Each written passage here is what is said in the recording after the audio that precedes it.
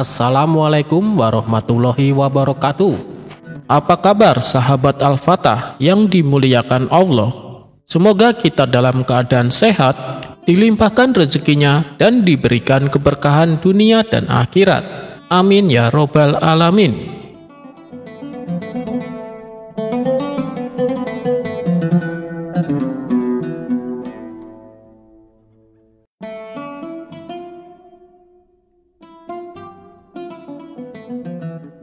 Seperti yang kita ketahui bahwa Abu Nawas memiliki keledai yang sangat setia.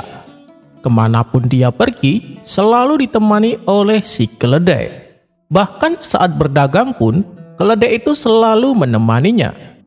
Saking dekatnya Abu Nawas dengan si keledai, sampai si keledai tidak tega jikalau ada orang jahat yang mengganggu Abu Nawas.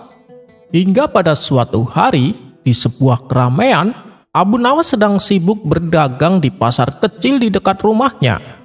Ia menjual berbagai macam barang, mulai dari kain hingga rempah-rempah, dengan harga yang selalu sedikit lebih murah dari pedagang lainnya. Warga desa sudah tahu kalau Abu Nawas sedang berdagang, maka selalu ada tawar-menawar penuh gelak tawa. Tiba-tiba dari kejauhan terdengar suara langkah kaki yang berat. Itu adalah Abu Jahil, tetangga yang selalu mencari cara untuk mengganggu Abu Nawas. Abu Jahil yang terkenal dengan kebiasaannya yang suka mencari masalah tanpa alasan yang jelas, hari itu datang dengan langkah sombong menghampiri Abu Nawas. "Hei Abu Nawas, apa yang kau jual kali ini? Sepertinya daganganmu semakin sedikit. Apa kamu sedang bangkrut?" tanya Abu Jahil meledek. Abu Nawas yang sedang sibuk merapikan kain dagangannya hanya tersenyum dan menjawab, "Oh, Abu Jahil, tidak ada yang bangkrut di sini. Hanya saja aku sibuk memikirkan sesuatu yang lebih penting." Abu Jahil yang tidak suka dengan sikap Abu Nawas yang tenang berusaha mengganggunya lebih jauh. "Alah, pasti kau sedang berpikir bagaimana caramu menipu warga dengan barang-barang murahan itu kan? Kalau kau berani, mari kita lihat siapa yang bisa menjual lebih banyak barang hari ini." Abu Nawas tertawa kecil merasa geli dengan sikap Abu Jahil yang selalu ingin menang. Namun, ada satu hal yang belum diketahui oleh Abu Jahil. Keledai milik Abu Nawas berada tak jauh dari tempat tersebut, sedang memperhatikan gerak-gerik Abu Jahil. Keledai ini tidak suka dengan orang yang suka mengganggu majikannya. Keledai ini dikenal memiliki insting yang sangat tajam. Dan tanpa Abu Jahil ketahui, si keledai yang sedang duduk di dekat tenda dagangan Abu Nawas mulai menggoyangkan tubuhnya dengan gelisah. Abu Nawas yang tahu persis keledainya akan bertindak, memutuskan untuk memanfaatkan momen ini untuk mengajari Abu Jahil dengan sedikit pelajaran. "Baiklah Abu Jahil, jika kamu begitu tertarik, mari kita lihat siapa yang bisa menarik perhatian warga lebih banyak hari ini. Tetapi ada satu aturan, yang kalah akan memberi semua barang dagangannya gratis kepada para warga." Abu Jahil yang selalu merasa pintar langsung menyetujuinya. "Tentu saja, aku tidak akan pernah kalah," ujar Abu Jahil. Setelah mengatakan itu, ia mendekati meja dagangan Abu Nawas dan mulai berteriak dengan lantang, "Wahai para warga sekalian, lihat barang-barang murah ini. Lebih murah dari harga ayam di pasar, lebih murah dari harga semut. Barang-barang ini cuma untuk orang pintar seperti saya." Tak disangka, si keledai yang mendengar suara keras itu mulai merasa terganggu. Tanpa peringatan, keledai itu bangkit dan dengan cepat berlari menuju Abu Jahil. Si keledai dengan cekatan menendang ember yang ada di sampingnya, dan ember itu jatuh tepat mengenai kepala Abu Jahil. "Waduh!" teriak Abu Jahil kaget dan terhuyung-huyung sambil berusaha melepaskan ember yang menutupi wajahnya.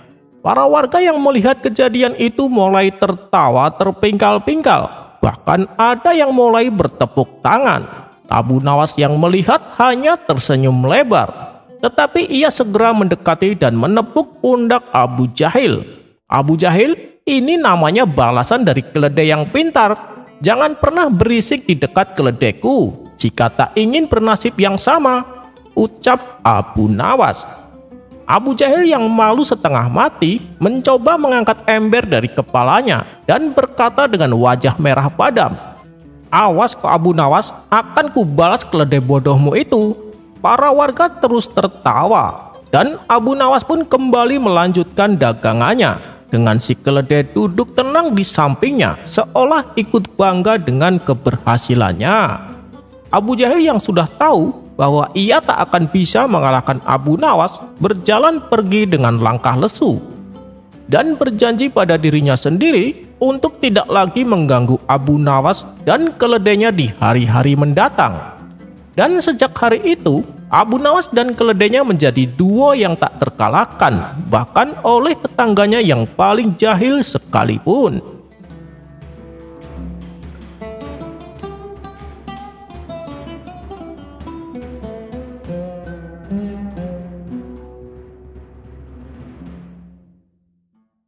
Sosok Abu Nawas yang fenomenal bukan hanya sebagai tokoh jenaka.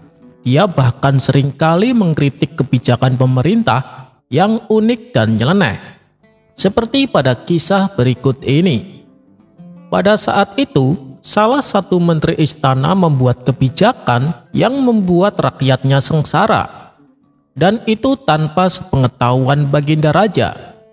Hingga pada suatu hari, Baginda Raja memberi Abu Nawas seekor keledai untuk dijadikan sebuah tantangan. Ia meminta kepada Abu Nawas supaya menjaga keledai itu sibuk selama 1 tahun tanpa memberinya makan. Abu Nawas pun menyanggupi tantangan tersebut. Setelah 1 tahun berlalu, Baginda Raja bertanya tentang kondisi keledainya. "Bagaimana Abu Nawas? Apakah keledainya mati?" Abu Nawas menjawab, "Tidak yang mulia, malah keledainya bertambah gemuk." Sontak Baginda Raja terkejut mendengarnya. "Kenapa bisa begitu Abu Nawas?"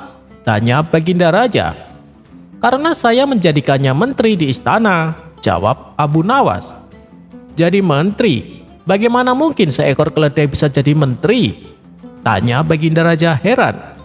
"Paduka lupa ya, Paduka perintahkan saya untuk menjaga keledai itu tetap sibuk selama 1 tahun tanpa memberinya makan.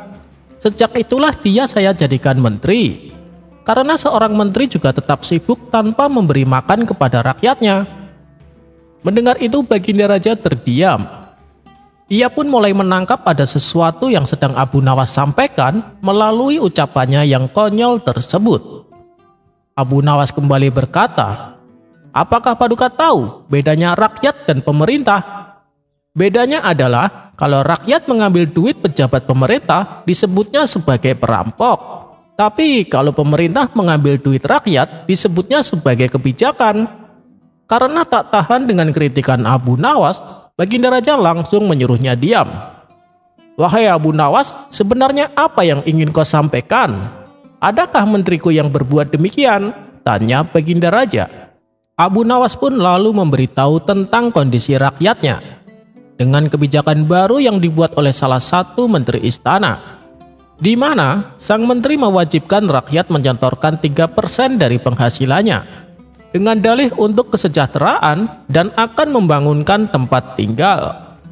Baginda Raja sontak kaget mendengarnya dan segera memecat menteri tersebut.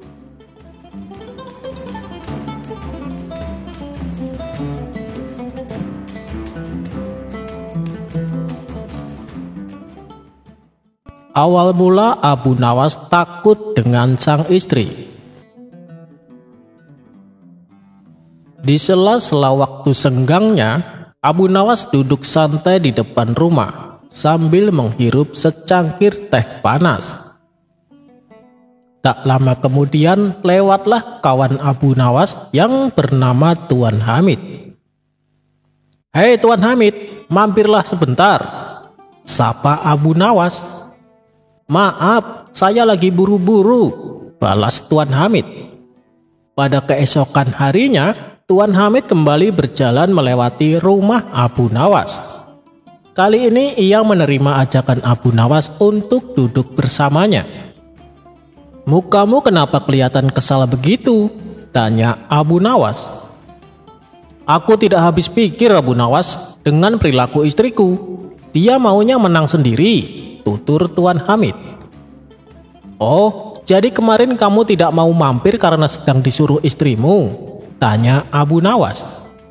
"Iya, kalau aku telat sebentar saja, dia langsung ngomel-ngomel. Itu membuatku tidak tahan, Abu Nawas," balas Tuan Hamid. "Ya sudah, namanya saja wanita, maunya menang sendiri," ujar Abu Nawas. "Kamu beruntung, Abu Nawas, punya istri yang penurut," timpal Tuan Hamid.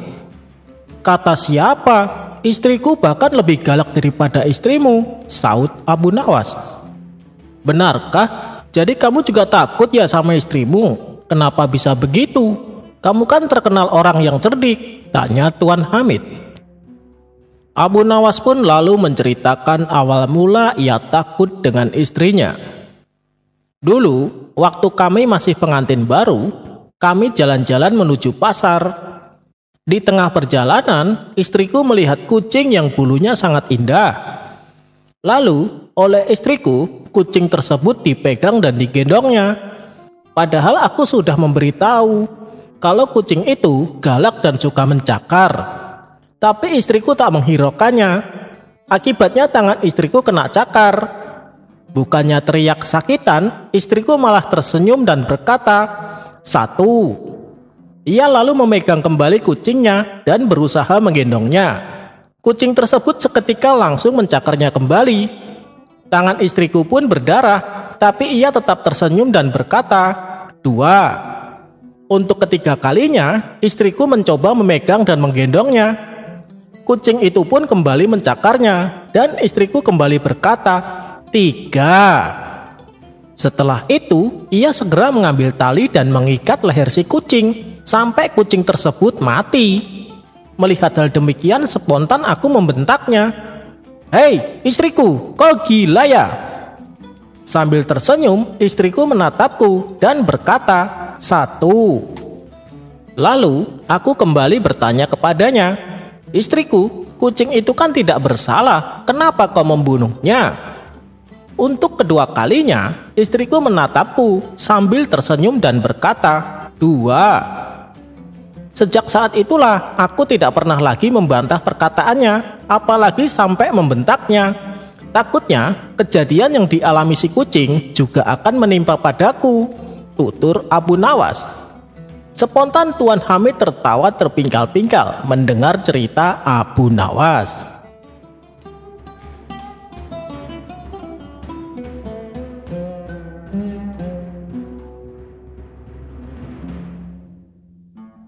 Abu Nawas menangkap pencuri dengan sebatang tongkat.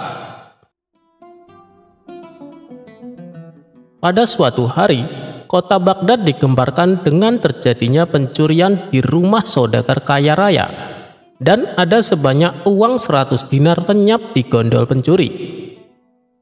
Nampaknya, pencuri tersebut sangat profesional. Buktinya saja sudah banyak petugas dikerahkan untuk mengejar pencuri itu. Namun si maling tak kunjung tertangkap.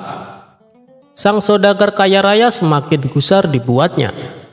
Bagaimana tidak, sudah uangnya diambil, kemudian ada rasa penasaran sebenarnya siapa pencuri lihai tersebut.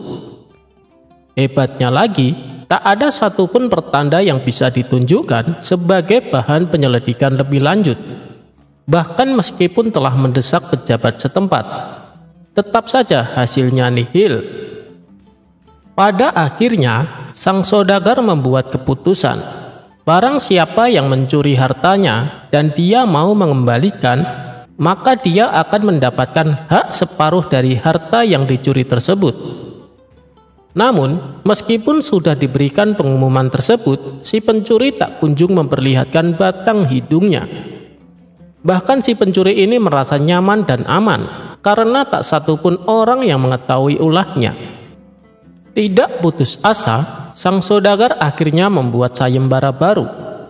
Barang siapa yang berhasil mendapatkan pencuri tersebut, maka dia akan mendapatkan seluruh harta tersebut. Tentu saja sayembara ini sangat menarik warga Baghdad.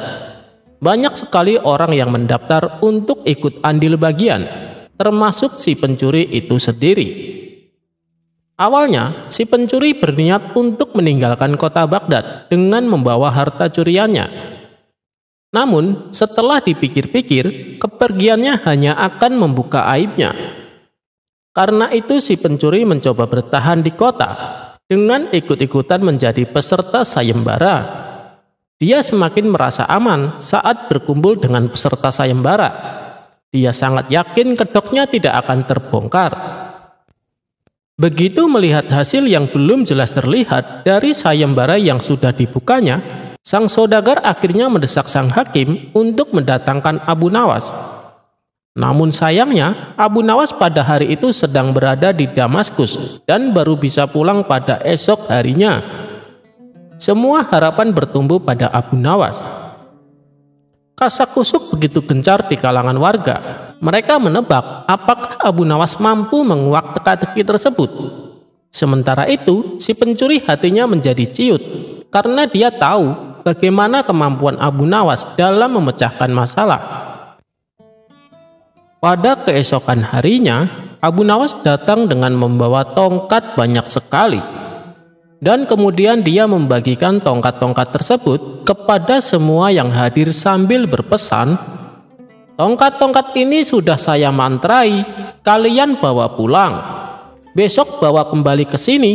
Jika salah satu di antara kalian mencurinya, maka tongkat akan bertambah 1 telunjuk. Yang bukan pencuri, maka tidak usah khawatir," ujar Abu Nawas. Kemudian semua warga pun pulang. Dan si pencuri bingung mikirin bagaimana caranya biar bisa lolos keesokan harinya. Setelah memeras otak, dia memutuskan untuk memotong tongkat tersebut sepanjang telunjuk jarinya.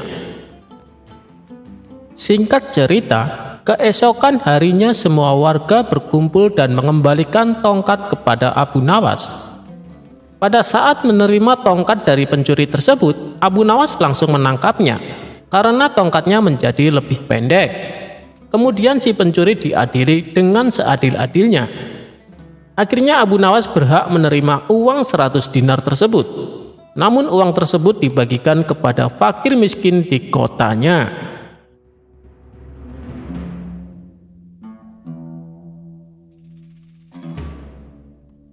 Abu Nawas jual arak. Sang raja jadi marah besar.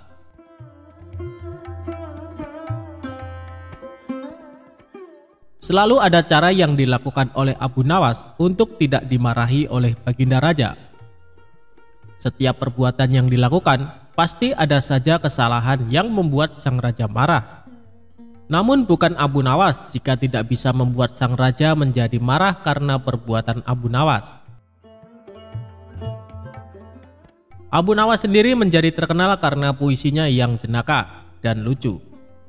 Tidak berhubungan dengan tema-tema tradisional seperti tema padang pasir, tetapi juga berbicara tentang kehidupan kota dan menyanyikan kegembiraan meminum anggur, serta cinta dari anak laki-laki muda dengan humor nakal. Kisah Abu Nawas kali ini menceritakan sang raja marah besar karena kedapatan Abu Nawas menjual arak. Suatu saat Abu Nawas kepergok membawa botol arak berwarna merah dan sang raja menegurnya. Namun Abu Nawas menyangkal kalau dia membawa arak. Dia menyebutnya air susu yang pemalu. Kecerdasan Abu Nawas benar-benar menghibur baginda raja. Suatu ketika sang raja murka melihat pekerjaan pengawal kerajaan tidak beres. Setelah diselidiki, para pengawal itu ternyata sedang mabuk-mabukan.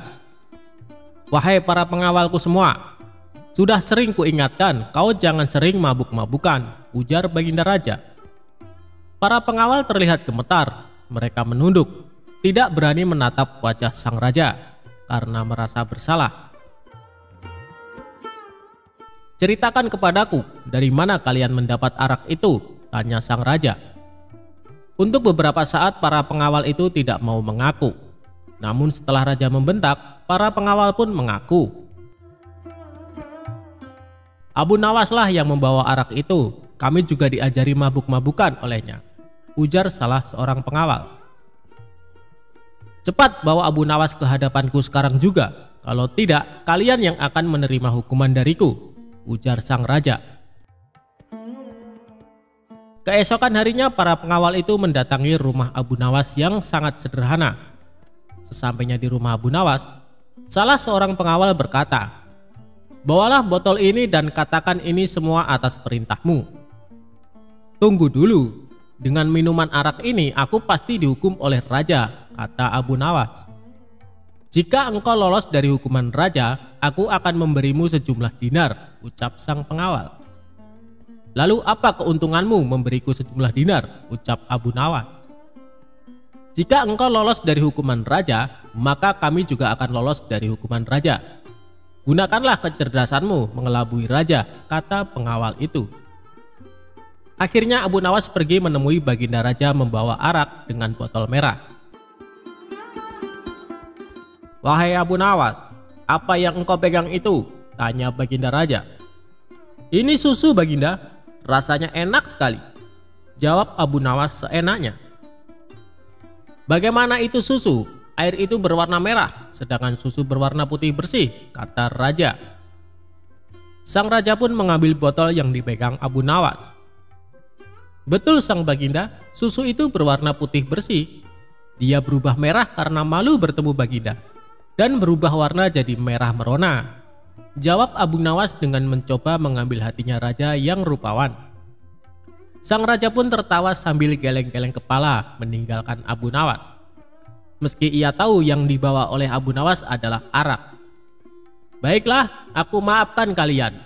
Tapi jika kalian mengulangi lagi perbuatan kalian, maka hukumannya berlipat ganda," titah sang raja.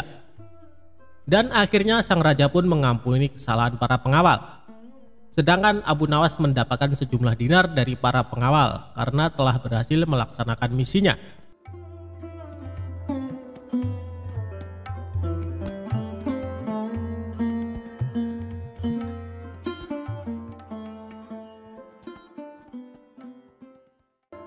Ketika Abu Nawas disuruh khutbah Jumat. Abu Nawas adalah seorang penyair yang sangat cerdik dan pintar. Namun selain sebagai penyair, Abu Nawas juga dikenal sebagai mubalek di desa tempat tinggalnya. Oleh sebab itu, suatu ketika Abu Nawas diminta untuk menjadi imam ketika hendak sholat Jumat. Selain itu, pada waktu tersebut Abu Nawas juga diminta mengisi khutbah Jumat untuk memberikan ceramah keagamaan. Setelah mandi dan berpakaian rapi, Abu Nawas pun mulai melangkahkan kakinya menuju ke masjid. Ketika sampai di masjid, tidak lama kemudian terdengar suara azan. Tak lama berselang, datanglah masyarakat yang beragama Muslim dengan sangat ramai. Karena yang menjadi khotib kali ini adalah Abu Nawas, maka banyak sekali masyarakat Muslim yang datang ke masjid. Ceramah dan khutbah Abu Nawas sangat disenangi oleh masyarakat kala itu. Sebab dalam setiap ceramah keagamaan yang disampaikan oleh Abu Nawas sangat relevan terhadap isu-isu yang sedang berkembang. Akhirnya, waktu yang ditunggu para jamaah pun tiba. Abu Nawas naik ke mimbar dan segera memulai khutbahnya. Khutbah tersebut dimulai dengan salam dan berlanjut pada materi yang akan disampaikan oleh Abu Nawas. Namun, pada saat berkhutbah, Abu Nawas melihat para jamaahnya yang mengantuk bahkan sampai tertidur. Melihat hal itu, kemudian Abu Nawas berteriak, "Api! Api! Api!" dengan sangat keras. Hal tersebut sontak membuat para jamaah sangat terkejut dan berdiri mencari keberadaan api tersebut. Bahkan ada juga jamaah yang hanya saling pandang satu sama lainnya. Kemudian ada salah seorang jamaah yang menanyakan, "Di mana apinya?" kepada Abu Nawas. Walau ada jamaah yang berkata demikian, tapi Abu Nawas tetap melanjutkan khutbahnya. Kemudian keluarlah perkataan dari Abu Nawas, jika ada api yang dahsyat di neraka bagi mereka yang lalai dalam beribadah. Maksud dari teriakan api, api, api dari Abu Nawas adalah api neraka tersebut. Barang siapa yang lalai dalam beribadah, maka ia akan merasakan panasnya api neraka. Usai melakukan ceramah tentang api neraka, kemudian Abu Nawas menutup khutbahnya dengan lantunan doa-doa. Setelah itu, Abu Nawas memimpin sholat Jumat dengan khusyuk dan diikuti oleh para jamaah. Ketika salat, para jamaah masih teringat dan terngiang-ngiang dengan api neraka yang dikatakan oleh Abu Nawas dalam khutbahnya. Walau awalnya terkesan gagal dalam memberikan ceramah keagamaan karena banyak yang mengantuk dan tertidur, namun sesungguhnya Abu Nawas berhasil membuat para jamaah untuk selalu rajin beribadah. Sebab para jamaah selalu ingat dengan khutbah Abu Nawas, di mana saat itu ia mengatakan mereka yang malas beribadah akan merasakan panasnya api neraka.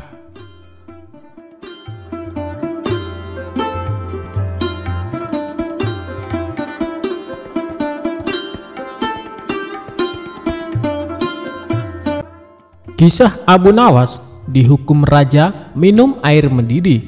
Inilah akhirnya. Abu Nawas merupakan pujangga Arab yang terkenal cerdas dan cerdik dalam menghadapi segala permasalahan.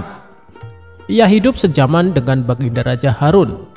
Bahkan Abu Nawas merupakan salah satu rakyat yang sangat dekat dengannya. Di sisi lain, ia juga salah satu warganya yang sering mendapatkan hukuman dari Baginda Raja. Tapi yang membuat Baginda Raja kesal, Abu Nawas selalu saja bisa lolos dari hukuman karena kecerdikannya. Dan kali ini Abu Nawas kembali melakukan kesalahan. Abu Nawas ketahuan prajurit istana tengah menenggak minuman keras. Dengan cepat, para prajurit ini segera menangkap dan membawanya ke hadapan Baginda Raja. Abu Nawas, kelakuanmu masih saja tidak berubah. Selama ini aku sudah berbaik hati sama kamu. Aku sengaja meloloskanmu dari hukuman karena kamu selalu berjanji tidak akan mengulanginya. Tapi kali ini sudah tidak bisa ditolerir lagi. Apapun alasanmu, kamu tetap akan saya hukum, ucap Baginda Raja. Sementara Abu Nawas hanya terdiam, kepalanya tertunduk tak berani menatap. Kira-kira hukuman apa yang pantas diberikan supaya Abu Nawas kapok dengan perbuatannya? Tanya Baginda Raja kepada penasehat istana. Kemudian penasehat istana mengusulkan, bagaimana kalau Abu Nawas dihukum dengan cara minum air yang mendidih? Ternyata usulan tersebut langsung diterima Baginda Raja. Usulanmu bagus sekali, saya setuju denganmu, kata Baginda Raja. Seketika Abu Nawas langsung pucat, tubuhnya menjadi gemetaran karena sama saja ia akan dihukum mati. Ampun Paduka yang mulia, hamba mohon keringanan hukuman, minta Abu Nawas. Keputusanku sudah bulat Abu Nawas, dan tak bisa ditawar-tawar, balas Baginda Raja. Baiklah Paduka, kalau itu memang sudah keputusan Paduka, saya terima dengan berat hati. Tapi sebelum saya menjalani hukuman, izinkan saya menemui istri dan anak-anak saya untuk berpamitan, ujar Abu Nawas. Sejenak Baginda Raja terdiam. Ia heran dengan kata-kata Abu Nawas yang berpamitan. Maksudnya bagaimana Abu Nawas? Tanya Baginda Raja merasa heran. Begini Paduka, apabila air mendidih masuk ke dalam perut, bukan hanya lidah dan bibir saja yang akan melepuh, tapi semua organ tubuh di dalamnya juga ikut melepuh. Tidak menutup kemungkinan saya akan mati saat itu juga, jelas Abu Nawas. Baginda Raja pun terkejut, ia tak menyadari akan hal itu. Kasihan juga Abu Nawas, tapi masa saya harus menarik kembali ucapan saya? Itu tidak mungkin. Martabat saya sebagai raja akan jatuh, pikir Baginda Raja. Baiklah Abu Nawas, saya penuhi permintaanmu. Sekarang juga kamu pulang, tapi besok kamu harus sudah ada di sini, titah Baginda Raja. Abu Nawas pun lalu pamit pulang. Sesampainya di rumah, Abu Nawas memberitahu istri dan anak-anaknya tentang hukuman yang akan dijalani. Mengapa Baginda Raja sekejam itu? Kata istrinya tak terima. Sudahlah wahai istriku, bila memang ini sudah takdirku untuk mati, saya harap kamu dan anak-anak mengikhlaskan kepergianku, tutur Abu Nawas. Mereka lalu menangis sambil berpelukan erat. Malam pun semakin larut. Abu Nawas masih belum dapat memejamkan mata. Ia terus meratapi nasib yang tengah dihadapinya. Namun ia terus mencari cara bagaimana supaya bisa lolos dari hukuman Baginda Raja. Saat Abu Nawas sedang memutar otaknya, tiba-tiba rasa lapar mulai menghinggap. "Wahai istriku, adakah makanan yang tersisa untukku?" tanya Abu Nawas. "Saya sudah menyiapkan sop panas di atas meja, tapi sepertinya sekarang sudah dingin," jawab sang istri. "Sudah dingin? Memangnya kapan kamu membuat sopnya?" tanya Abu Nawas kembali. "Tadi sewaktu habis Isya, ini kan sudah tengah malam, jadi wajar kalau sopnya sudah dingin," kata sang istri memperjelas.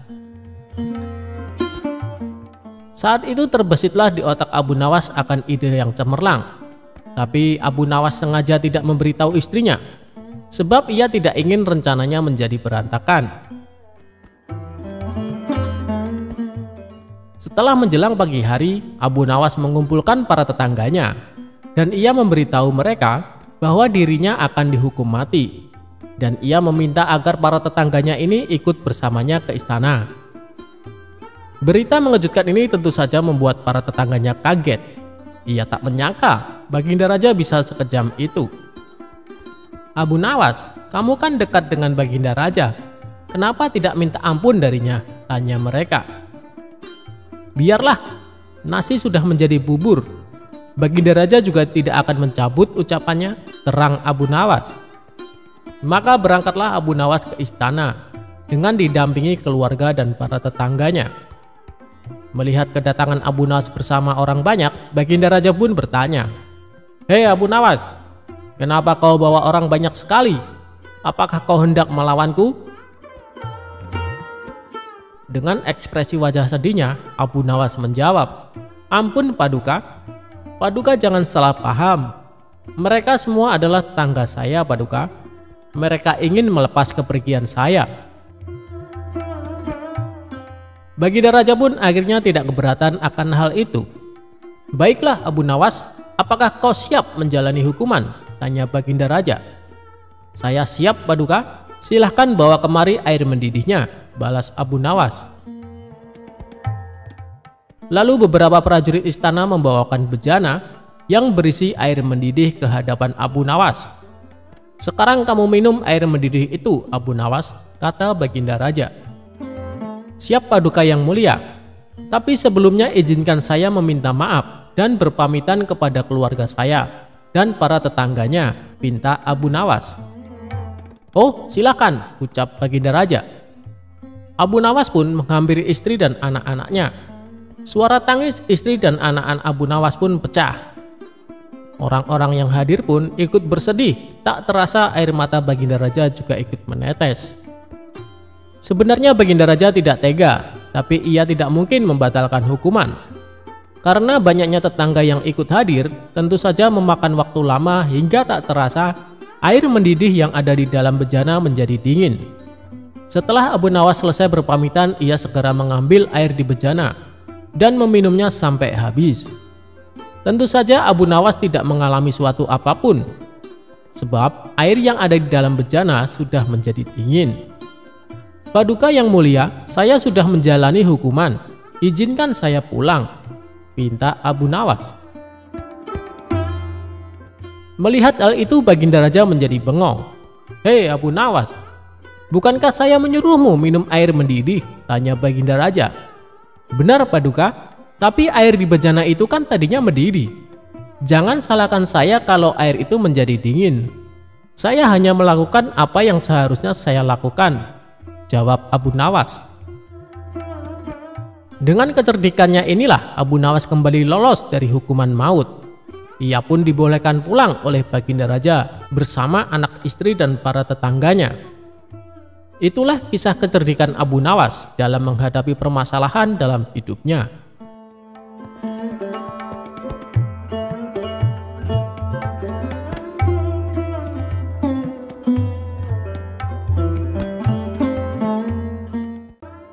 Abu Nawas menipu malaikat untuk menghindari pertanyaan kubur.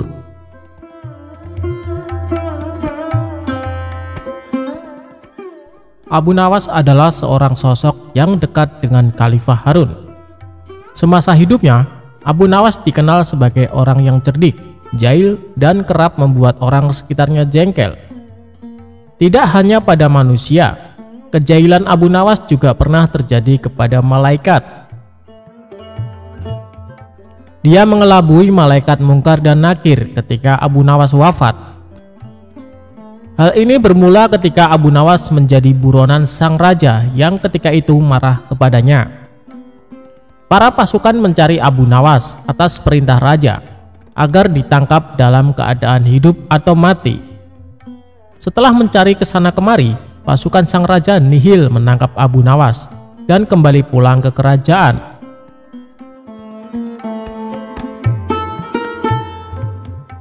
Mengetahui pencariannya berakhir, Abu Nawas pulang ke rumahnya untuk kemudian sholat 2 rakaat. Usai sholat, dia memberikan surat wasiat kepada istrinya. Beberapa waktu pun berlalu dan Abu Nawas wafat. Dari situ, kisah Abu Nawas menipu malaikat pun dimulai.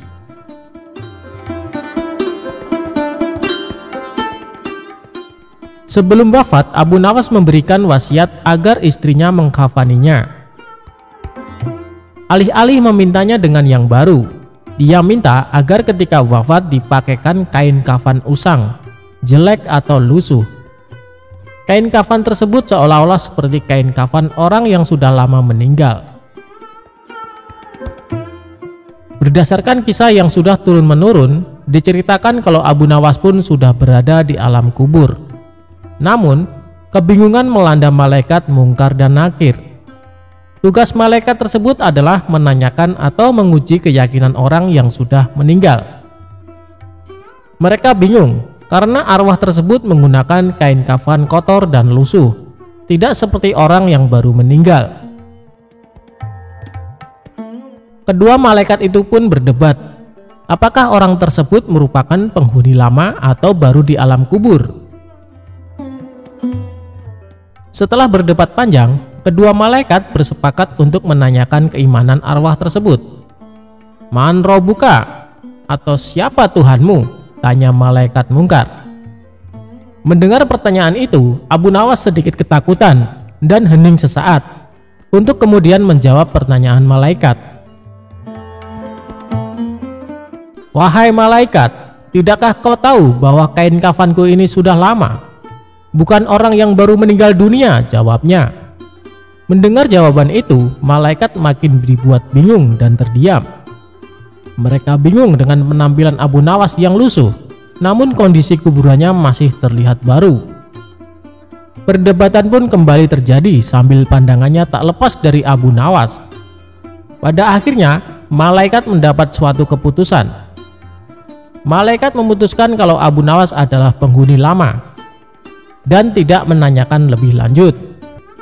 Kedua malaikat itu lantas pergi dan berpindah ke kuburan lain dan bertanya-tanya apakah mereka sedang dijahili. Konon, kisah Abu Nawas mengelabui malaikat itu meniru Umar bin Khattab yang dikisahkan berani membentak malaikat Mungkar dan Nakir.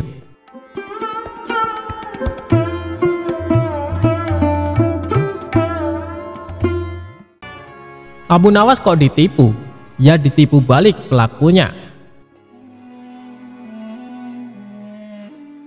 Suatu kali, Abu Nawas memutuskan menjual satu-satunya keledai yang biasa digunakan sebagai kendaraan karena dia sangat membutuhkan uang.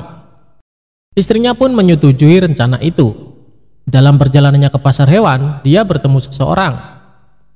Orang itu lantas menanyakan harga jual ternak yang disebutnya sebagai kambing. Berkerutlah kening Abu Nawas karena orang itu menyebut keledainya sebagai kambing. Abu Nawas menyanggah bahwa hewan yang dibawanya bukanlah kambing, tetapi keledai. Seseorang tadi lantas menantang Abu Nawas untuk segera menjual hewan itu di pasar. Abu Nawas tentu akan memperoleh harga yang amat murah menurutnya. Abu Nawas meneruskan perjalanannya. Dia tak terlalu menghiraukan seseorang yang baru bicara dengannya tadi. Tak lama berselang ia bertemu seseorang lagi ketika dia sedang menunggangi keledainya. Dia menanyakan mengapa Abu Nawas menunggangi seekor kambing yang bukan merupakan hewan tunggangan. Abu Nawas tentu saja langsung menyangkal dan menyebut bahwa hewannya itu adalah keledai yang merupakan hewan kendaraan. Orang kedua yang bicara dengan Abu Nawas ini mempersilahkan Abu Nawas untuk menanyakan sendiri kepada orang-orang di pasar apakah hewannya itu kambing atau keledai. Kali ini Abu Nawas lagi-lagi tak ambil pusing soal kambing atau keledai. Abu Nawas berjalan lagi menuju ke pasar. Belum sampai di pasar, dia bertemu lagi dengan seseorang yang menyaksikan bahwa hewan yang dibawa itu merupakan keledai. Dia menanyakan kepada Abu Nawas, hendak kemanakah kambing itu dibawa? Abu Nawas jadi terperangah dan mulai ragu. Sudah 3 orang menyebut keledainya itu sebagai kambing. Orang ketiga ini terus meyakinkan bahwa hewan yang dibawa Abu Nawas merupakan kambing. Akhirnya di tangan orang keempat Abu Nawas menjual kambing itu dengan harga 3 dirham. Sesampainya di rumah, Abu Nawas mendapat omelan dari sang istri karena menjual keledai dengan harga sangat murah. Dia baru menyadari kalau dirinya baru saja kena tipu oleh kawanan orang yang telah bekerja sama.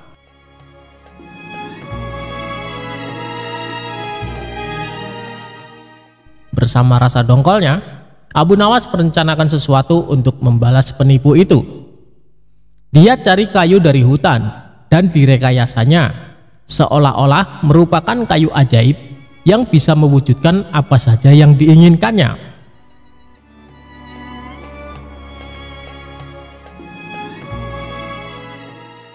Kesempatan pun tiba. Suatu kali, Abu Nawas menyadari bahwa 4 orang yang menipunya sedang berada di satu lokasi dengannya. Aksi pun dimulai dengan menuju warung untuk makan. Usai makan, Abu Nawas yang merasa terus diperhatikan kawanan penipu tersebut menunjuk-nunjukkan tongkat kepada penjual dan langsung ngeloyor pergi tanpa membayar. Hal ini tentu membuat para penipu tertarik. Mereka mendatangi Abu Nawas dan menawar untuk membeli tongkat sakti itu. Kami bersedia membeli tongkat itu dengan harga tinggi, ujar salah satu dari mereka. Berapa? Tanya Abu Nawas pura-pura tertarik. 100 dinar, kata mereka. Mantap. Dengan berpura-pura berat hati, Abu Nawas melepas tongkat itu dengan harga 100 dinar. Wah, untung besar bagi Abu Nawas. Para penipu mencoba ke warung dan membayar makan dengan menunjuk-nunjuk tongkat ke arah si penjual. Namun sayang, keajaiban tongkat tak mempan. Ternyata, berdasarkan penjelasan si empunya warung, Abu Nawas bisa makan hanya dengan memainkan tongkat ajaib itu karena sebelumnya dia telah meninggalkan sejumlah uang di warung itu. Abu Nawas kok dilawan? Hahaha.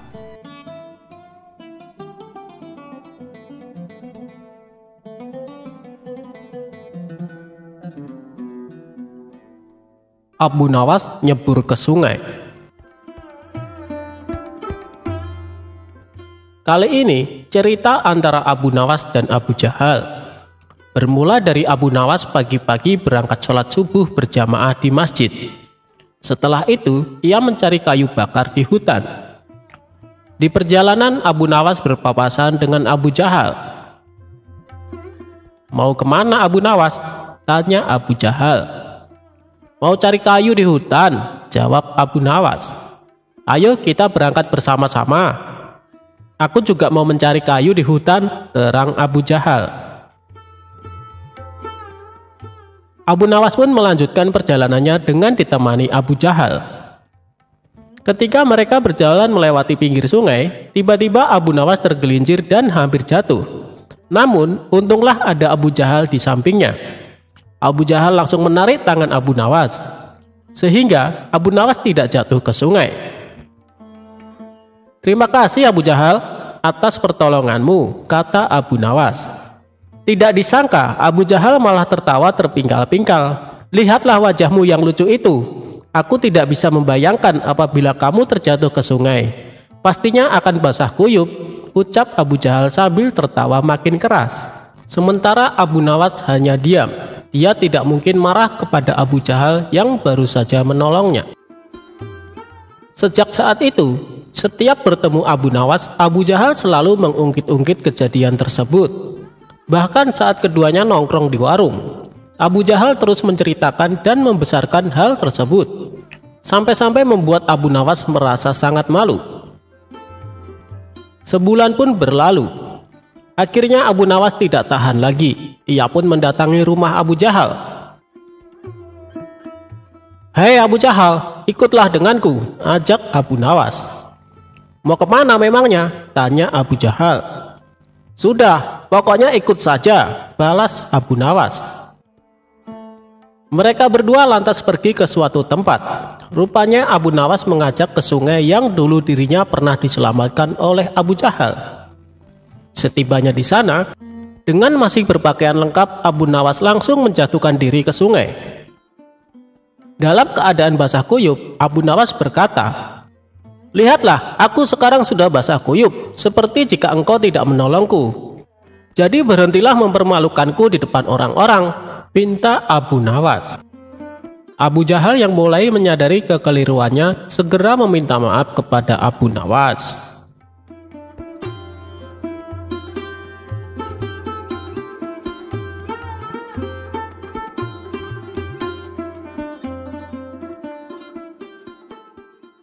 Karena buta warna, Abu Nawas selamat dari bahaya.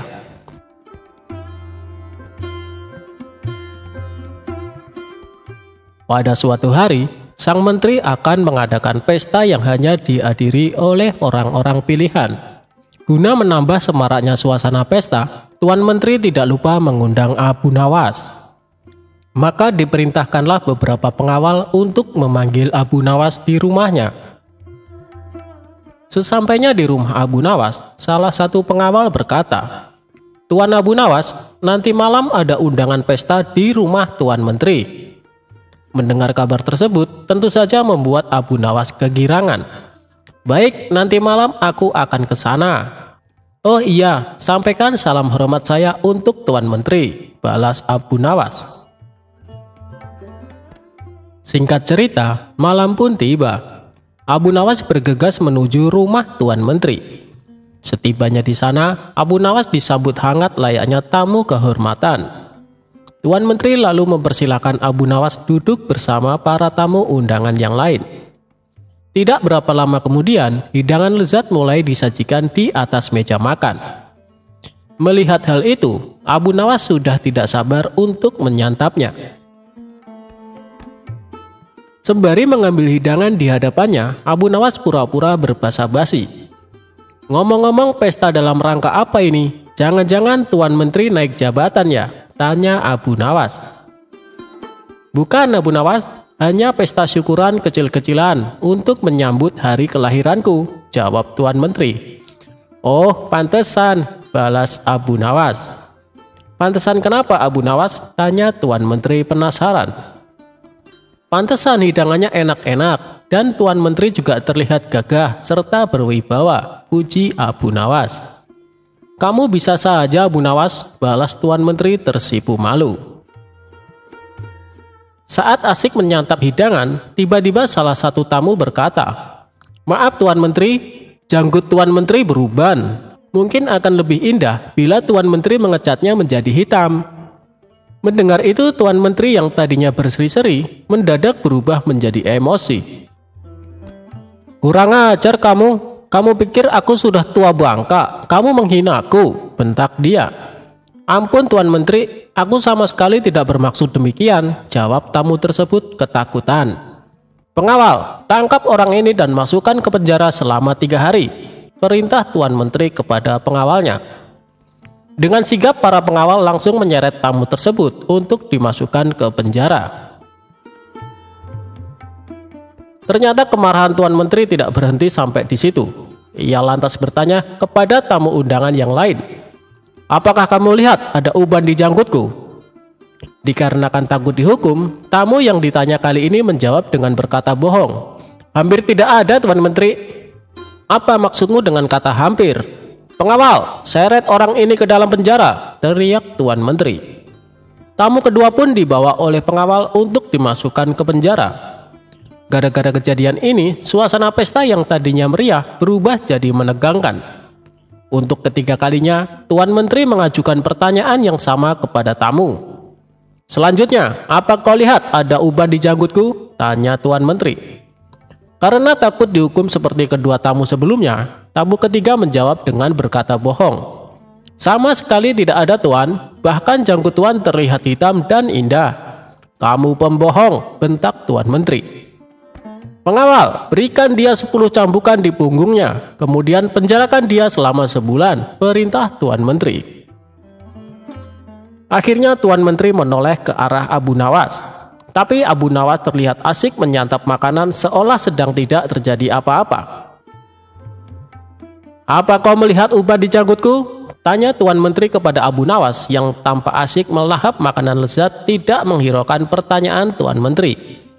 Abu Nawas, aku bertanya kepadamu, bentak Tuan Menteri. Mendengar namanya disebut, Abu Nawas pun menoleh ke arah Tuan Menteri dan menghentikan makannya untuk sementara. Maaf Tuan Menteri, Tuan bertanya kepadaku, sahut Abu Nawas. Ya, aku bertanya kepadamu. Apa kau melihat uban di janggutku? Tanya Tuan Menteri. Sebenarnya aku ingin menjawabnya Tuan Menteri, tapi aku buta warna, jadi tidak tahu mana warna hitam dan putih, ucap Abu Nawas.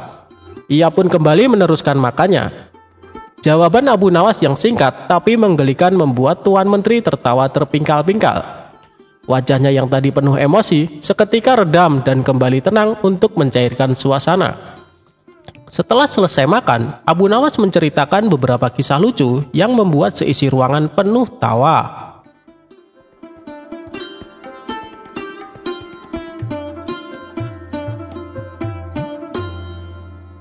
Abu Nawas tangkap harimau berjenggot.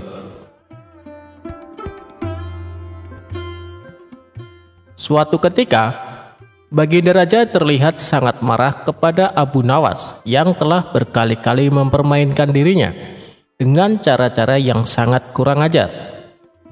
Tak main-main, bahkan kali ini Baginda Raja ingin membunuh Abu Nawas jika gagal dalam melaksanakan perintahnya. Abu Nawas, sekarang juga kamu harus mempersembahkan kepadaku seekor harimau berjenggot. Jika gagal, aku akan membunuh engkau, tegas Baginda Raja. Ya Tuanku Paduka, semua perintah Paduka akan hamba laksanakan. Namun untuk yang satu ini, hamba mohon waktu 8 hari, jawab Abu Nawas. Setelah percakapan itu, Abu Nawas pulang ke rumahnya. Sepertinya ia sudah menangkap gelagat bahwa kali ini Baginda Raja memang sangat marah kepadanya. Baginda Raja rupanya sedang mencari akal agar dapat mencelakakan Abu Nawas. Jadi aku juga harus berhati-hati, pikir Abu Nawas dalam perjalanan. Setibanya di rumah, Abu Nawas memanggil 4 orang tukang kayu dan disuruh untuk membuat kandang macan. Hanya dalam 3 hari kandang macan tersebut sudah jadi. Abu Nawas lalu berpesan kepada istrinya agar menjamu orang yang berjenggot apabila datang ke rumah. Istriku, jika nanti engkau mendengar aku mengetuk pintu, suruh dia masuk ke dalam kandang itu, kata Abu Nawas sambil menunjuk kandang macan itu. Baik suamiku, jawab istrinya. Ia kemudian bergegas pergi menuju musola dan membawa sajadah. Abu Nawas, tumben sholat di sini, tanya imam dan penghulu musola itu. Sebenarnya saya mau menceritakan hal ini kepada orang lain, tapi kalau tidak kepada tuan penghulu, kepada siapa lagi saya mengadu, jawab Abu Nawas. Tadi malam saya ribut dengan istri saya, itu sebabnya saya tidak mau pulang ke rumah. Abu Nawas melanjutkan ceritanya. Pucuk dicinta ulam pun tiba. Kubiarkan Abu Nawas tidur di sini dan aku pergi ke rumah Abu Nawas menemui istrinya. Sudah lama aku menaruh hati kepada perempuan cantik itu, pikir penghulu itu yang duduk di depan Abu Nawas. Abu Nawas, bolehkah aku menyelesaikan perselisihan dengan istrimu itu? Tanya sang penghulu. Silahkan, hamba sangat berterima kasih atas kebaikan hati Tuan, jawab Abu Nawas. Tak menunggu waktu lama, penghulu itu pergi ke rumah Abu Nawas dengan hati berbunga-bunga dan dengan wajah berseri-seri. Setelah sampai, ia mengetuk pintu rumah Abu Nawas. Begitu pintu terbuka, ia langsung menghampiri istri Abu Nawas dan diajak untuk bersanding.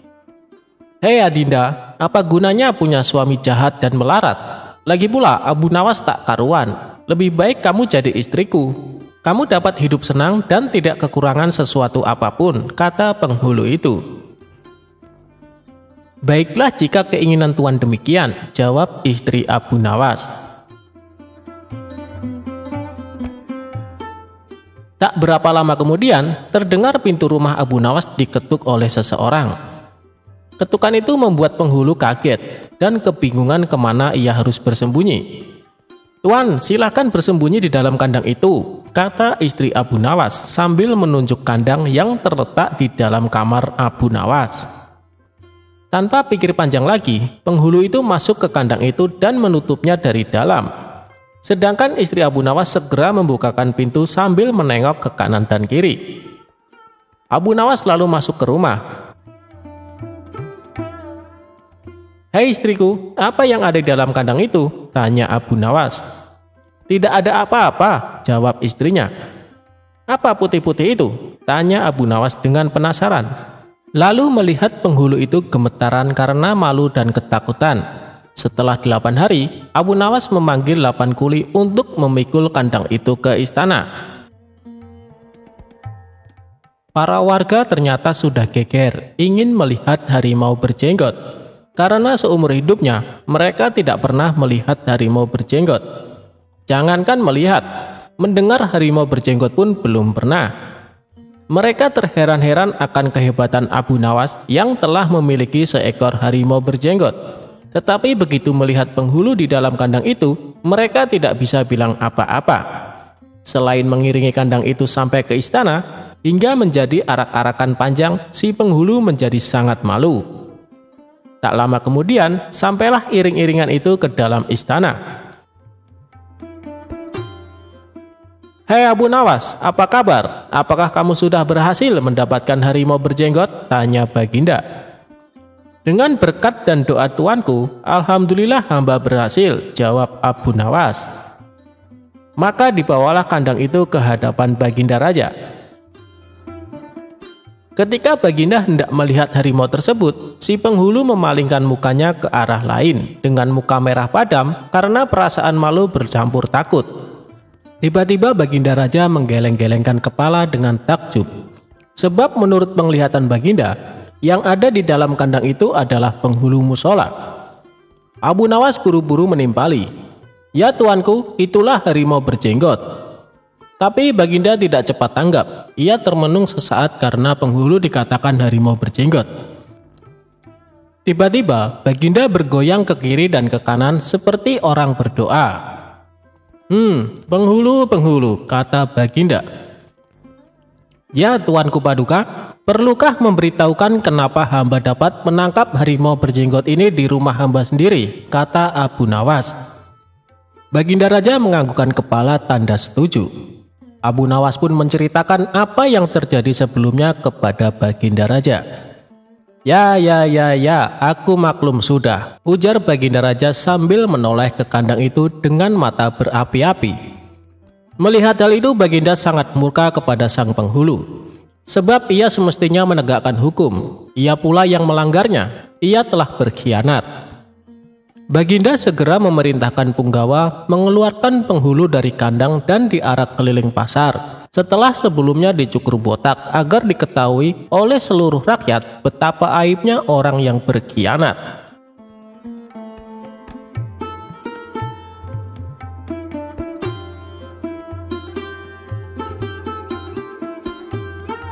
Kecerdikan Abu Nawas, selesaikan persoalan pembagian kambing.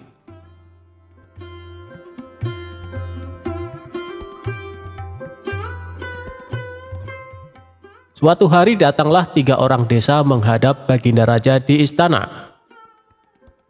Baginda Raja yang waktu itu sedang duduk berbincang-bincang dengan para pejabat tinggi, langsung saja mempersilahkan ketiga orang itu untuk masuk.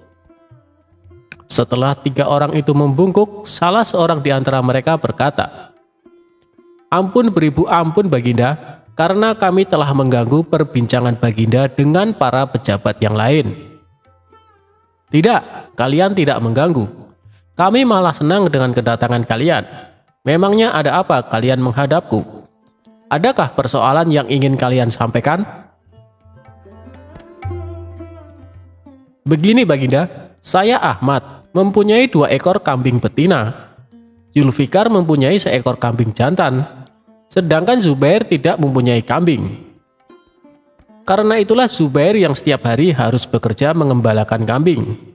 Apabila ketiga kambing itu beranak pinak, maka pembagian keuntungannya juga telah kami sepakati, yakni saya mendapat separuh dari jumlah kambing, Zulfikar memperoleh sepertiga dari jumlah kambing, sedangkan Zubair yang mengembala dan merawat yang mendapat bagian 1/8-nya, terang Ahmad. "Lantas, apakah kambing itu sekarang telah beranak pinak?" tanya Baginda. "Benar Baginda, ketiga kambing itu sekarang sudah berjumlah menjadi 23 ekor.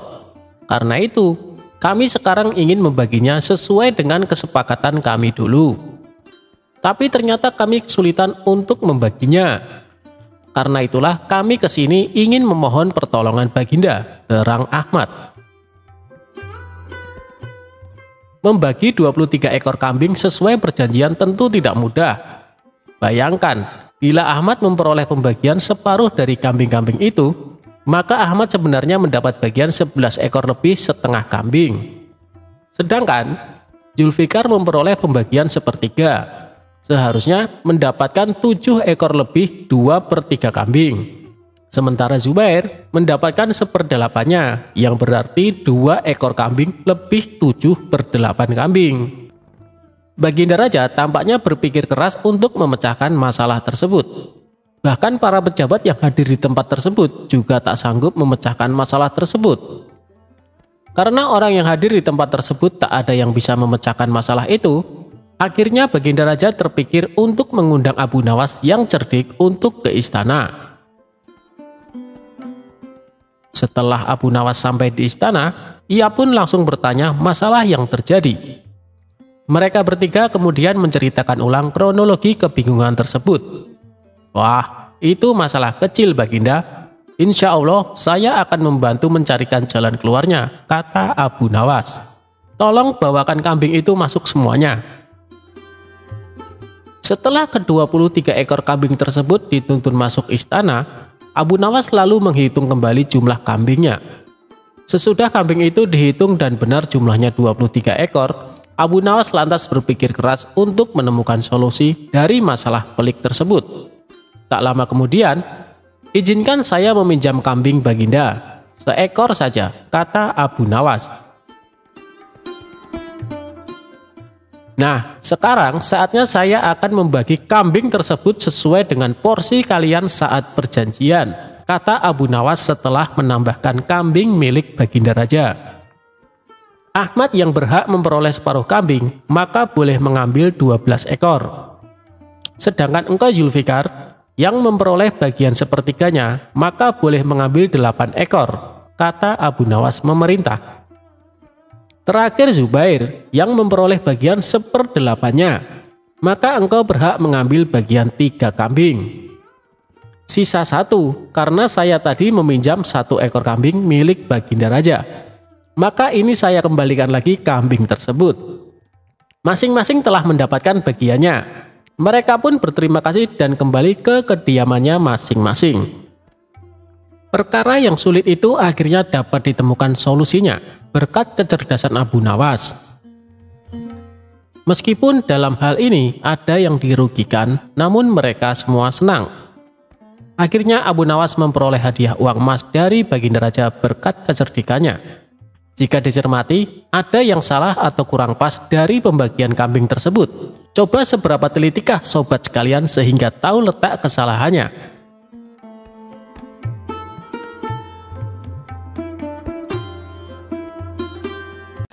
Imam Syafi'i enggan menyolati jenazah Abu Nawas.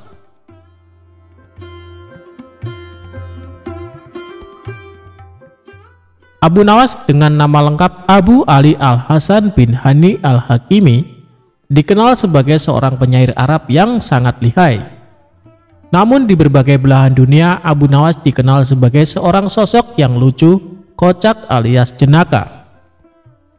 Abu Nawas juga sangat cerdik saat menghadapi raja dan memecahkan teka-teki yang belum ada jawabannya. Abu Nawas adalah seorang sufi yang paham Al-Quran dan hadis, tetapi dia menampakkan tingkah konyol dan kontroversi. Dia hidup di masa Raja Harun Ar-Rasyid dari dinasti Abbasiyah, sekaligus hidup di masa Imam Syafi'i. Masa muda Abu Nawas dikenal sebagai pemabuk yang gemar minum khamar, bahkan dijuluki penyair khamar. Imam Syafi'i kurang suka dengan sikap Abu Nawas karena dianggap tidak mencerminkan seorang muslim.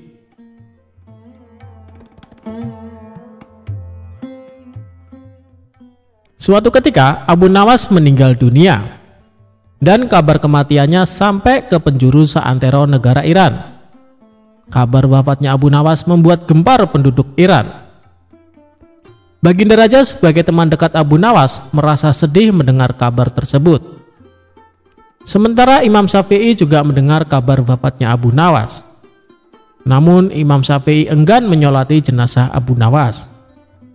Sementara di satu sisi banyak warga berkumpul di rumah Abu Nawas untuk melayat dan mendoakan jenazah Abu Nawas.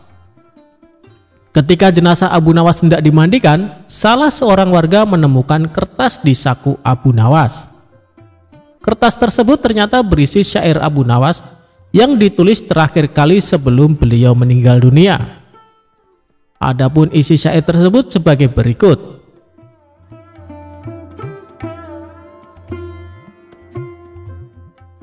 Wahai Tuhanku, dosaku terlalu besar dan banyak, tapi aku tahu bahwa ampunanmu lebih besar. Jika hanya orang baik yang boleh berharap kepadamu, kepada siapa pelaku maksiat akan berlindung dan memohon ampunan? Aku berdoa kepadamu seperti yang engkau perintahkan, dengan segala kerendahan dan kehinaanku. Jika kau tampik tanganku, lantas siapa yang memiliki kasih sayang? Hanya harapan yang ada padaku ketika aku berhubungan denganmu dan keindahan ampunanmu, dan aku pasrah setelah ini.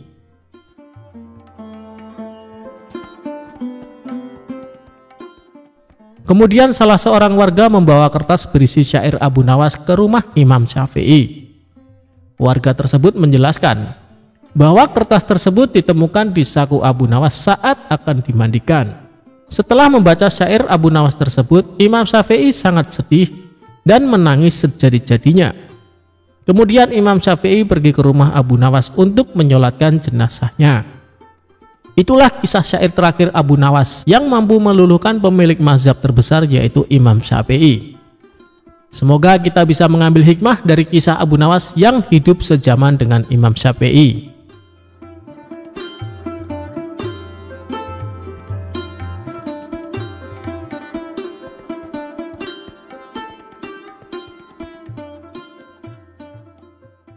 Abu Nawas lolos dari siasat busuk pemilik warung makan.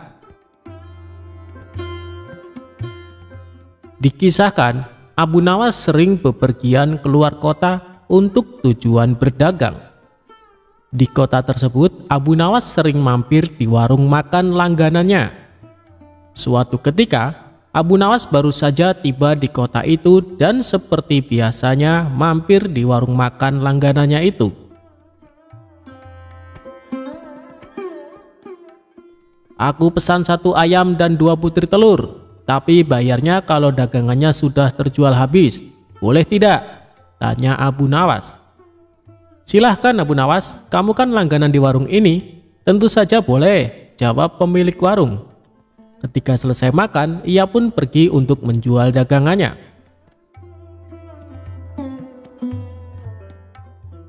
Setelah 3 bulan berlalu, dagangan Abu Nawas pun habis. Kemudian Abu Nawas pergi mendatangi kembali warung makan langganannya.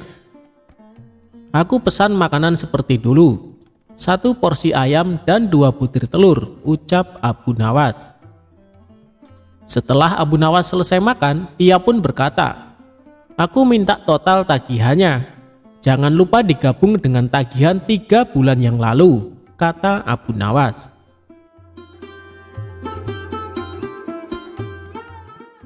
Si pemilik warung menghitung tagihannya dan memberikan secari kertas. "Ini total tagihannya, cukup 200 dirham saja," kata si pemilik warung. "Apa? 200 dirham? Hanya untuk 2 porsi ayam dan 4 butir telur, kamu mau memerasku?" tanya Abu Nawas emosi. "Harga ini sudah cukup murah. Coba kau pikir, ayam yang kau makan sejak 3 bulan lalu, jika setiap harinya dia bertelur, maka akan menghasilkan ayam-ayam yang banyak. Dan jika dijual akan menghasilkan ribuan dirham. Tapi aku hanya menyuruhmu membayar 200 dirham saja," kata si pemilik warung. "Ini tidak adil, hanya akal-akalanmu saja," kata Abu Nawas. Mereka berdebat tanpa hasil dan memutuskan untuk menghadap Tuan Hakim.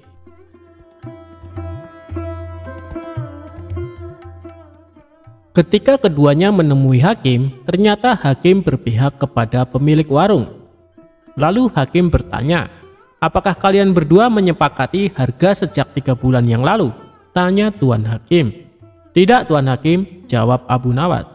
"Kalau begitu ayam yang kamu makan kemungkinannya bisa menghasilkan ratusan ayam dan telur," tutur Tuan Hakim.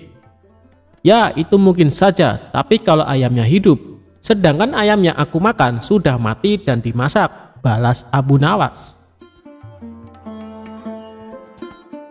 Namun pendapat Abu Nawas tidak dihiraukan oleh Tuan Hakim karena ia cenderung memihak pada pemilik warung. "Aku minta kasus ini ditangguhkan sampai besok pagi karena waktu sudah menjelang sore," pinta Abu Nawas. Permintaan Abu Nawas pun dikabulkan Tuan Hakim. Seharian Abu Nawas memikirkan cara agar bisa memenangkan kasusnya. Pada esok harinya, berangkatlah Abu Nawas menuju tuan rumah hakim. Setibanya di sana, ternyata si pemilik warung sudah datang lebih awal. "Kenapa kau terlambat dan membuat mereka menunggu?" tanya Tuan Hakim. "Maaf Tuan Hakim, tadi ada tamu bisnis. Ia minta biji gandum untuk ditanam. Terpaksa aku harus merebusnya dahulu, dan setelah matang aku berikan kepadanya untuk ditanam. Itulah yang membuatku datang terlambat," kata Abu Nawas. Mendengar itu, Tuan Hakim dan pemilik warung menertawakan Abu Nawas. Lalu dengan nada mengejek, si pemilik warung berkata kepada Abu Nawas, "Luar biasa, aku baru dengar ada biji gandum yang sudah direbus, ditanam, dan kemudian bisa tumbuh." Tuan Hakim dan pengacara tertawa terpingkal-pingkal. Setelah tawa mereka mereda, Abu Nawas berkata, "Itu memang aneh. Tapi kenapa kalian tidak tertawa ketika ada ayam yang sudah dimasak dapat bertelur dan berkembang biak, lalu dipatok harga sebesar 200 dirham, kata Abu Nawas. Spontan Tuan Hakim dan pemilik warung terdiam, tak sepatah kata pun keluar dari mulut mereka. "Kenapa kalian terdiam? Apa harus aku yang tertawa?" tanya Abu Nawas. Wajah mereka berdua langsung pucat, dan setelah terdiam agak lama, Abu Nawas pun keluar. Dan akhirnya Abu Nawas dapat lolos dari siasat licik si pemilik warung.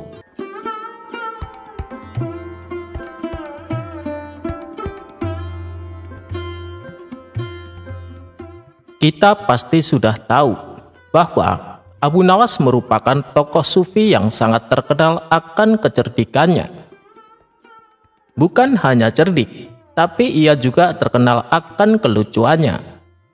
Hal inilah yang membuat orang-orang merasa betah kumpul bersamanya. Kehadiran Abu Nawas seolah bagaikan magnet. Dimanapun ia berada, selalu dikerumuni oleh kawan-kawannya. Dan ternyata di balik tingkah lucunya, Abu Nawas juga merupakan sosok yang sangat dermawan. Meskipun hidup pas-pasan, ia selalu menyisihkan rezekinya untuk orang-orang miskin. Dikisahkan, ada dua sahabat karim, mereka sama-sama berprofesi sebagai seorang pengemis. Mengetahui akan kedermawanan Abu Nawas, kedua pengemis ini berinisiatif mendatangi rumah Abu Nawas. Maka, pergilah kedua orang ini menuju rumahnya. Setibanya di depan rumah Abu Nawas, pengemis pertama berkata, "Ya Allah, berikanlah aku rizki dengan kemurahan-Mu." Kemudian pengemis kedua berkata, "Ya Allah, berikan aku rizki atas kedermawanan Abu Nawas." Abu Nawas yang sedang berada di dalam rumah mendengar doa kedua pengemis itu. Ia pun kemudian membukakan pintu. Pengemis pertama diberi uang 2 dirham. Sedangkan pengemis kedua yang menyebut namanya diberi sepotong roti. Bila diuangkan, harga sepotong roti setara dengan uang 2 dirham.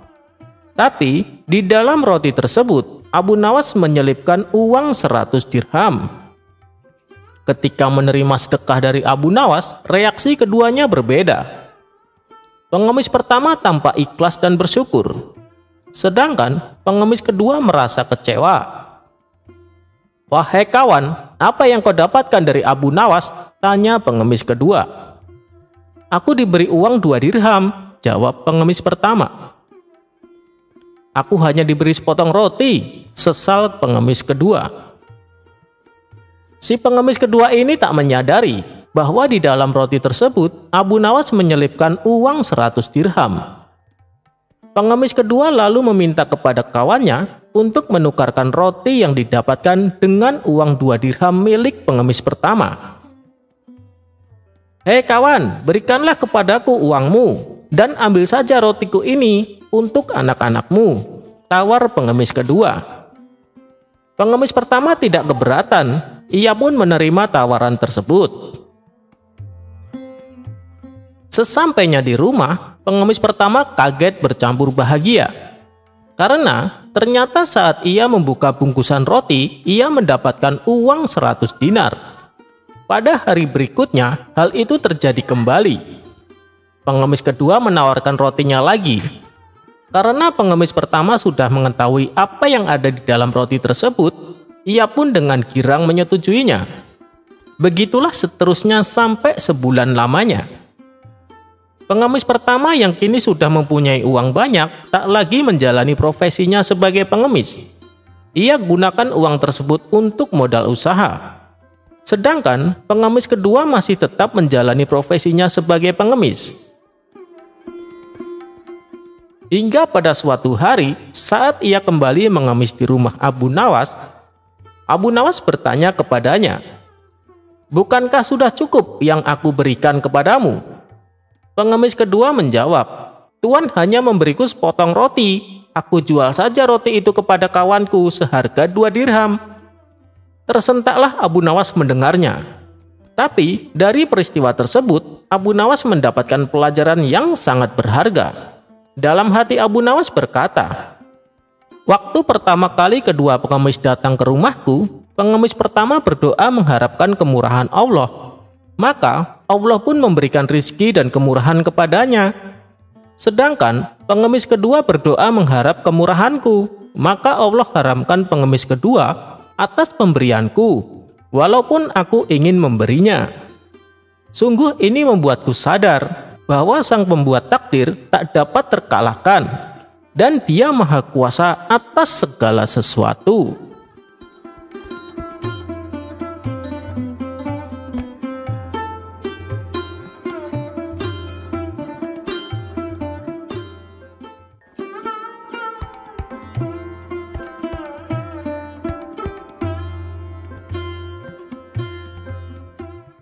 Alkisah suatu malam beberapa pengawal kerajaan mengadakan patroli di setiap sudut kota Baghdad.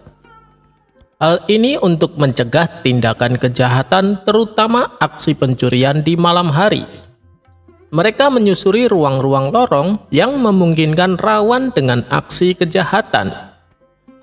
Di tengah jalan, para prajurit kerajaan ini dikejutkan oleh sosok orang yang berjalan sendirian. Orang tersebut berjalan dengan sempoyongan dan omongannya meracau tak jelas. Mereka lalu dengan sigap menangkap orang tersebut. Dan ternyata dia adalah Abu Nawas yang dalam kondisi mabuk berat. Tuan Abu Nawas, karena Anda telah melakukan pelanggaran, maka terpaksa kami bawa Anda menghadap Baginda Raja. Saat ditangkap, omongan Abu Nawas malah semakin meracau. Akan tetapi, ia tidak menolak untuk ditahan. Abu Nawas pun lalu digelandang ke dalam penjara dan menahannya semalaman. Setelah esok paginya, saat kondisi Abu Nawas sudah sadar kembali, ia pun dihadapkan kepada Baginda Raja untuk menerima hukuman. "Ada apa ini pengawal? Kenapa engkau membawa Abu Nawas dengan tangan terikat?" tanya Baginda Raja. Kepala pengawal menjawab, "Ampun Paduka yang mulia, tadi malam kami memergoki Tuan Abu Nawas sedang mabuk, lalu kami menangkapnya." "Apa benar begitu Abu Nawas?" tanya Baginda Raja kepada Abu Nawas. "Benar tuanku," jawab Abu Nawas dengan menundukkan kepala merasa bersalah. "Baiklah, karena kamu telah melakukan kesalahan, maka kamu harus menerima hukuman," balas Baginda Raja.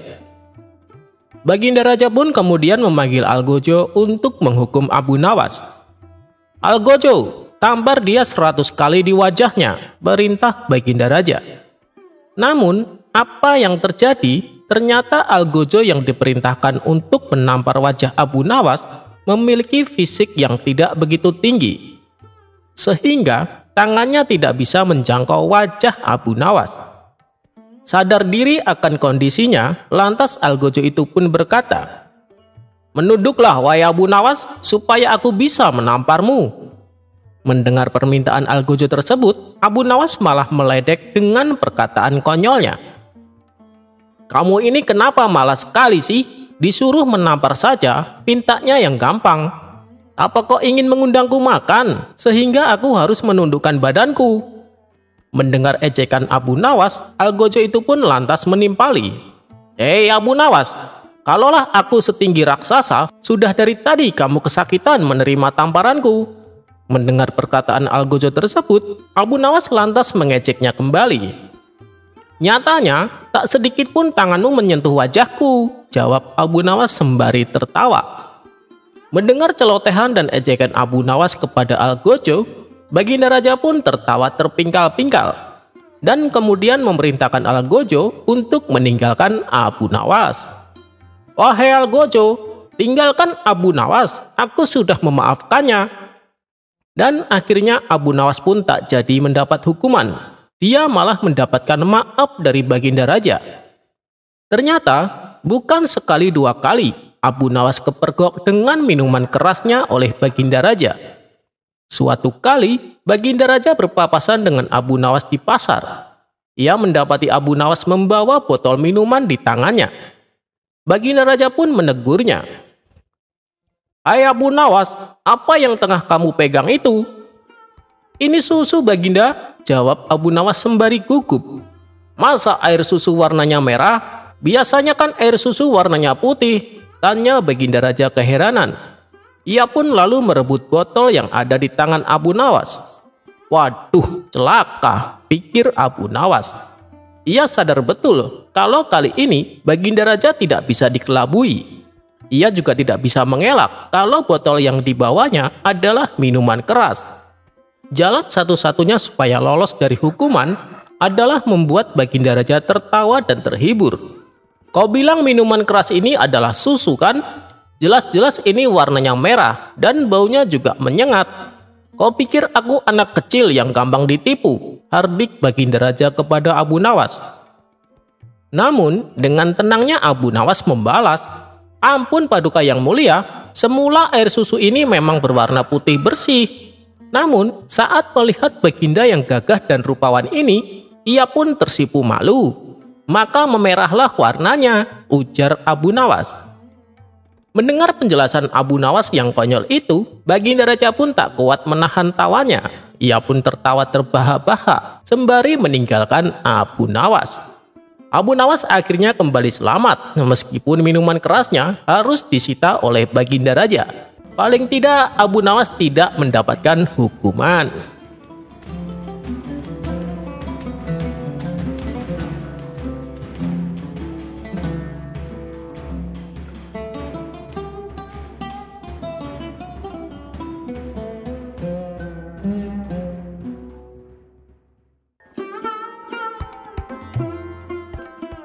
Dikisahkan, Abu Jahal sangat tertarik dengan cincin milik Abu Nawas. Sebenarnya, Abu Nawas bersedia menjualnya asalkan harganya 1 dinar. Tapi, karena Abu Jahal sangat bakhil, ia enggan membelinya. Suatu kali, Abu Jahal mencangkul di ladang. Tanpa sengaja cangkulnya membentur benda keras. Karena dirasa mengganggu, ia pun berniat menyingkirkan benda keras tersebut. Ketika ia mengambilnya, ternyata benda itu adalah koin uang 1 dinar. Betapa bahagianya hati Abu Jahal. Lalu digosoknya uang yang sudah karatan itu. Tapi kebahagiaan tidak berlangsung lama. Karena setelah diamati, uang koin temuannya adalah uang dinar palsu. Rasa kecewa pun hinggap pada diri Abu Jahal. Ia lalu berniat untuk membuang koin tersebut. Saat ia hendak membuangnya, tiba-tiba terbesit niat jahat pada diri Abu Jahal. Kenapa aku harus membuangnya? Bukankah dengan uang ini aku bisa mengelabui Abu Nawas? Aku akan membeli cincinnya dengan uang palsu ini, pikir Abu Jahal dalam hati. Maka datanglah ia menemui Abu Nawas. "Hei Abu Nawas, apa kamu masih berniat menjual cincinmu itu?" tanya Abu Jahal. "Ya, tapi harganya 1 dinar, jawab Abu Nawas. "Baiklah Abu Nawas, aku bersedia membelinya," balas Abu Jahil. Ia pun memberikan uang palsu tersebut kepada Abu Nawas. Abu Nawas menerimanya tanpa memastikan bahwa uang tersebut adalah palsu. Lalu, oleh Abu Nawas uang tersebut ia gunakan untuk membeli daging di pasar. Si penjual daging juga sama. Ia menerima uang dari Abu Nawas tanpa memastikan bahwa uang tersebut adalah palsu. Kemudian, si penjual daging membeli buah-buahan dengan menggunakan uang palsunya dari Abu Nawas. Keesokan harinya, Abu Jahal mendatangi pedagang buah untuk menagih hutang sebanyak 1 dinar. "Kamu kan sudah janji, katanya hari ini kamu akan melunasi hutangmu," kata Abu Jahal. Si pedagang buah lalu memberikan uang palsu yang diperolehnya dari si penjual daging dengan hati gembira. Abu Jahal langsung pulang ke rumah. Namun, setelah diamati, ternyata uang yang didapatnya adalah uang palsu. "Kurang ajar, dia telah menipuku," ucap Abu Jahal emosi. Ia pun pergi menghadap Tuan Hakim untuk mengadukan si penjual buah. "Tuan Hakim, si penjual buah telah menipuku. Dia membayar hutangnya pakai uang palsu ini," keluh Abu Jahal. Mendengar keluhan Abu Jahal, kemudian Tuan Hakim memanggil si pedagang buah. "Woi, kenapa kamu membayar hutang pakai uang palsu?" tanya Tuan Hakim. "Ampun Tuan Hakim, saya sendiri tidak tahu. Saya mendapatkan uang tersebut dari si penjual daging," jawab si penjual buah. Maka dipanggillah si penjual daging untuk menghadap Tuan Hakim. "Apakah benar kemarin kamu membeli buah-buahan pakai uang ini?" tanya Tuan Hakim kepada si penjual daging. "Iya benar Tuan Hakim, memangnya kenapa?" tanya balik si penjual daging. "Kamu tidak tahu ya, uang yang kamu berikan adalah uang palsu," kata Tuan Hakim memberitahu. Seketika si penjual daging langsung terkejut. "Maaf Tuan Hakim, saya benar-benar tidak tahu." Saya sendiri memperoleh uang tersebut dari Abu Nawas, balas si penjual daging. Kemudian Tuan Hakim segera memerintahkan beberapa pengawalnya untuk menjemput Abu Nawas.